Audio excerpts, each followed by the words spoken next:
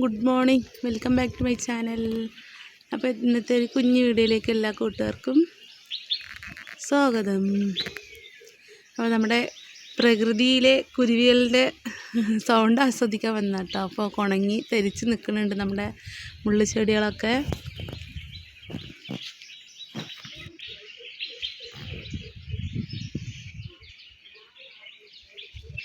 എന്താണ്, എല്ലാ കൂട്ടുകാർക്കും സുഖം തന്നെയല്ലേ? നമ്മുടെ കുരുവി ഇതാ നിൽക്കുന്നു കേട്ടോ. ക്ലിയർ ഉണ്ടോയെന്ന് അറിയില്ല.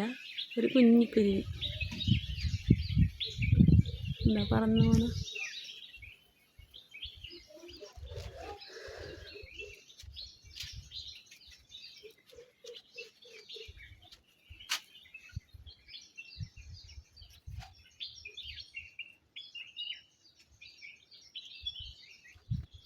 എന്താ വലിയ അവർ ഇങ്ങനെ പരസ്പരം സംസാരിക്കുകയാണ് കേട്ടോ. നമ്മുടെ ഈ ഒരു പഴം ഉണ്ടല്ലോ, ആ പഴം കഴിക്കാൻ വേണ്ടി വരികയാണ് കേട്ടോ അവർ. ഇതാ കുരുവികൾ അപ്പോഴാണ് ഈ സൗണ്ട് ഉണ്ടാക്കുക അവർ. നമ്മുടെ ഈ മുള്ളിൻ്റെ ഇടയിൽ ഒരുതരം പഴമുണ്ട്, അത് കഴിക്കാൻ വേണ്ടി വരിക കേട്ടോ അവർ. അപ്പോഴാണ് ഈ സൗണ്ട് ഇങ്ങനെ ഉണ്ടാക്കുന്നത്. ഒരെണ്ണമായിട്ടില്ല, കൂട്ടത്തിലാണ് ഇവർ വരിക.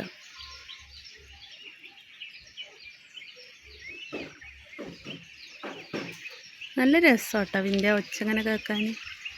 അതാ നമ്മുടെ ചെടിൻ്റെ അടുത്ത് എത്തിയിട്ടുണ്ട് ഒരാൾ. പഴുത്തത് എടുക്കാൻ വരികയാണ്, പഴുത്തത് കൊത്തി തിന്നാൻ വരികയാണ് കേട്ടോ. അപ്പം നമ്മുടെ കുഞ്ഞാപ്പും മുത്തുമണി എവിടെ പോയി തന്നെ അറിയില്ല. അപ്പോൾ അവർ തീരെ വരാണ്ട് തന്നെ ആയിക്കണം.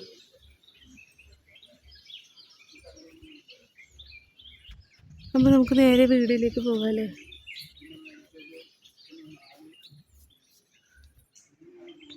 കുട്ടികളൊക്കെ ഇതാ ഓരോരുത്തർ എണിച്ച് വരുന്നുണ്ട്.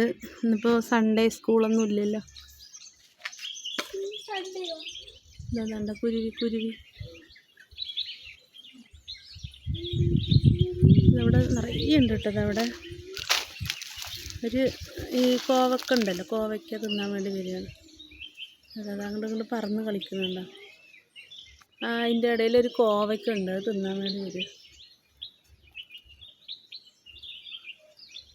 കോവയ്ക്ക ഇങ്ങനെ കൊത്തി എടുക്കാൻ വേണ്ടി വരിക.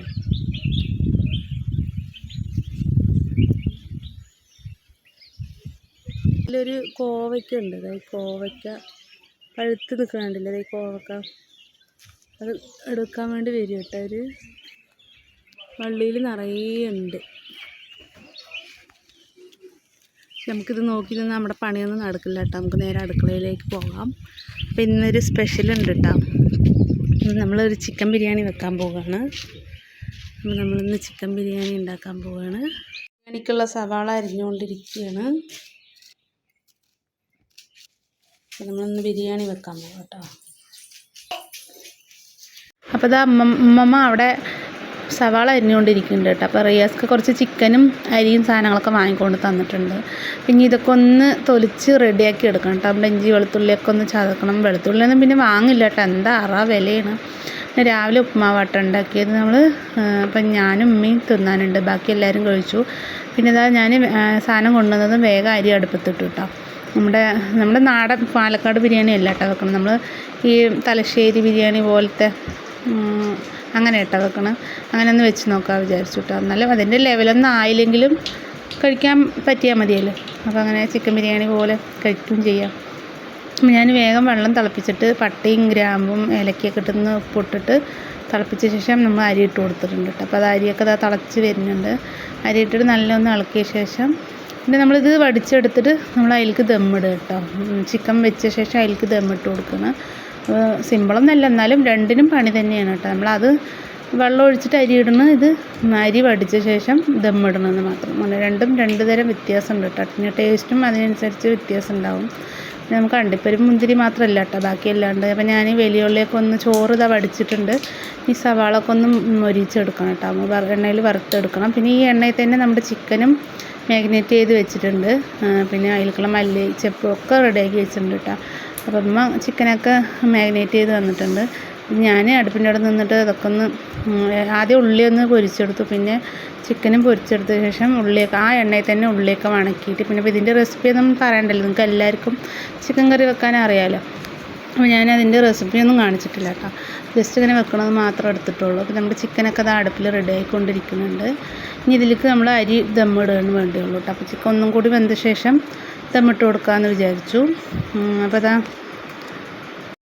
അപ്പോൾ ഞാൻ ചിക്കനൊക്കെ വെന്തിട്ടുണ്ട് കേട്ടോ. അപ്പോൾ നമ്മൾ അടുപ്പിലാണ് ഒക്കെ അടുപ്പിൽ തന്നെ ഇട്ട് വെക്കണം.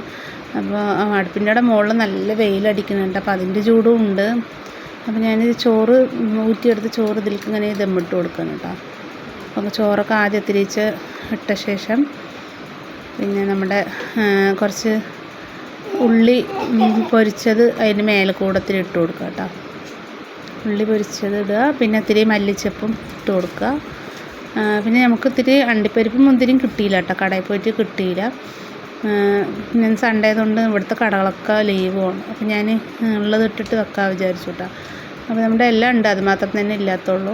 ഇനി അതാ മല്ലിച്ചപ്പിട്ട് ഉള്ളി ഇട്ടിട്ട് ഇനി കുറച്ച് മേലെ ഒന്നും കൂടി ഇത്തിരി നെയ്യൊക്കെ ഒഴിച്ച് കൊടുത്തിട്ട് നമുക്ക് കളർ വേണമെങ്കിൽ ചേർക്കാം കേട്ടോ. അപ്പോൾ ഞാൻ ഫുഡ് കളറൊന്നും ചേർത്തിട്ടില്ല, അതൊക്കെ നമുക്ക് പ്രശ്നങ്ങളല്ലേ, അപ്പോൾ അതൊന്നും ചേർത്തില്ല കേട്ടോ. നമ്മൾ തനി നാടൻ രീതിക്ക് ഇഞ്ചി വെളുത്തുള്ളി പേസ്റ്റൊക്കെ ചതച്ചിട്ട് ഇട്ടതാണ് കേട്ടോ. പിന്നെ തക്കാളി നമ്മൾ പേസ്റ്റ് ആക്കിയിട്ടാണ് ഇട്ട് കൊടുത്തിരിക്കുന്നത്. പിന്നെ തൈര് ലേസം. പിന്നെ നമ്മൾ ദമ്മിടുന്ന സമയത്ത് ഇങ്ങനെ ഉള്ളി, കറിവേപ്പില, എന്താണ് നമ്മുടെ മല്ലിത്തള, പുതിന കിട്ടിയില്ല, അപ്പം മല്ലിത്തളയും പിന്നെ ഉള്ളി വറുത്തെടുത്തതും അതൊക്കെ കുറച്ചിട്ട് മേലെ കൂടെ ഇങ്ങനെ ഇട്ട് കൊടുത്തിട്ട് പിന്നെ നമ്മളങ്ങനെ മൂടി വെക്കുക കേട്ടോ. പിന്നെ കുറച്ച് മല്ലിച്ചപ്പും കൂടി ഇട്ട് കൊടുക്കാം. ഒരു 2 സ്റ്റെപ്പായിട്ട് ഞാനിങ്ങനെ ഇട്ട് കൊടുത്തിട്ടുണ്ട് കേട്ടോ. പിന്നെ എന്താണ് ഇനി നമുക്ക് നന്നായിട്ടൊന്ന് മൂടി വെച്ചിട്ട് കുറച്ച് ചോറ് പകുതി വേവിനാട്ടോ ഇട്ടിക്കണം. അപ്പോൾ പിന്നെ നമ്മൾ ഇനി ദമ്മിടുമ്പോൾ ഒന്നും കൂടി അങ്ങോട്ട് വെന്തോളും. അപ്പോൾ അതാ ഞാൻ ദമ്മിട്ടിട്ടുണ്ട് കേട്ടോ. ഇനിയിപ്പോൾ ഒന്ന് ഇടാനുള്ള നെയ്യും കുറച്ച് ഒഴിച്ച് കൊടുത്തിട്ടുണ്ട്. പിന്നെ അങ്ങനെ മുകളിൽ കുറച്ച് കരിയൊക്കെ വാരി ഇട്ടിട്ട് അങ്ങനെ ദമ്മിടുകയാണ് കേട്ടോ. കുറച്ച് കഴിഞ്ഞത് നമ്മൾ അടുപ്പിൽ നിന്ന് ഇറക്കും വേണം, അല്ലെങ്കിൽ അങ്ങനെ അടി അങ്ങനെ കരിഞ്ഞു പോകും. പാകത്തിനുള്ള ചൂടിൽ അങ്ങനെ ചോറും ഒക്കെ റെഡി ആയിട്ടാ.